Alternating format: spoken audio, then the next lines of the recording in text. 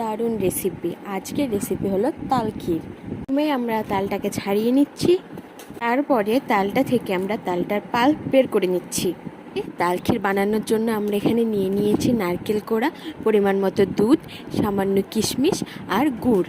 এবারে উনুনটাকে জ্বালিয়ে কড়াইয়ে আমরা তালের পাল্পটা দিয়ে দেব। তারপর কিছুক্ষণ ভালোভাবে নাড়াচাড়া করে দিয়ে দেব দুধ আর পরিমাণ মতো গুড়।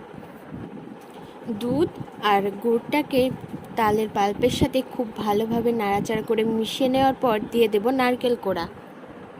এবারে এই মিশ্রণটাকে খুব ভালোভাবে 10 মিনিট মতো নাড়াচাড়া করে নিতে হবে। এরকম কালার আসার পরে ওপর দিয়ে কিশমিশ ছড়িয়ে পরিবেশন করুন। এই তালের ক্ষীরটি আপনারা রুটি, পরোটা, মুড়ি বা খালি মুখেও খেতে পারেন। এই তালের ক্ষীর ভগবান শ্রীকৃষ্ণের প্রিয় খাদ্যের মধ্যে অন্যতম একটি খাদ্য।